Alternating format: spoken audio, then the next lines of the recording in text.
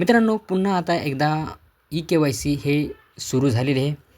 ही ई-के-वाय-सी ची संधी फक्त ज्यांच्या लाभार्थ्यांच्याकडून ई-के-वाय-सी करताना चुकीची जे काही पर्याय होते हे निवडण्यात आलेले होते, तर त्यांनी पुन्हा सुरू केलेली आहे.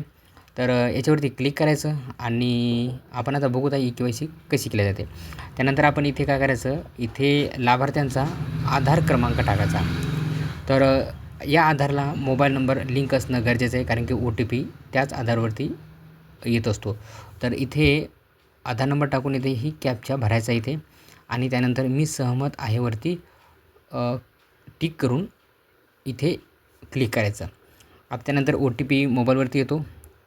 ज्या आधारवरती जो मोबाईल नंबर लिंक आहे तो टाकायचा इथे ओ-टी-पी आणि त्यानंतर सबमिटवरती क्लिक करायचं. आता त्यानंतर इथे बघा काही ऑप्शन्स दिलेले आहेत. जे होते हेच ऑप्शन चुकले होते. आता इथे माझ्या कुटुंबातील सदस्य नियमित कायम कर्मचारी म्हणून सरकारी विभाग, उपक्रम, मंडळ, भारत सरकार किंवा राज्य सरकारच्या स्थानिक मध्ये कार्यरत नाहीवरती क्लिक करायचं. दुसरा ऑप्शन काय होता, माझ्या कुटुंबातील सदस्य नियमित कायम कर्मचारी म्हणून सरकारी विभाग, उपक्रम, मंडळ, भारत सरकार किंवा राज्य सरकारच्या स्थानिक संस्थेमधून सेवानिवृत्तीनंतर निवृत्तीवेतन घेत नाहीवरती क्लिक करायचं आणि इथे टिक करून सबमिटवरती क्लिक करायचं. तर अशा प्रकारे आपली परत एकदा जी चुकली होती के-वाय-सी ही पूर्ण आता इथे सक्सेसफुली झालेली आहे. तुमची के-वाय-सी पडताळणी इथे काय झालेली पूर्ण झालेली आहे. तर अशा प्रकारे आपण के-वाय-सी मोबाईलद्वारे सुद्धा करू शकतो.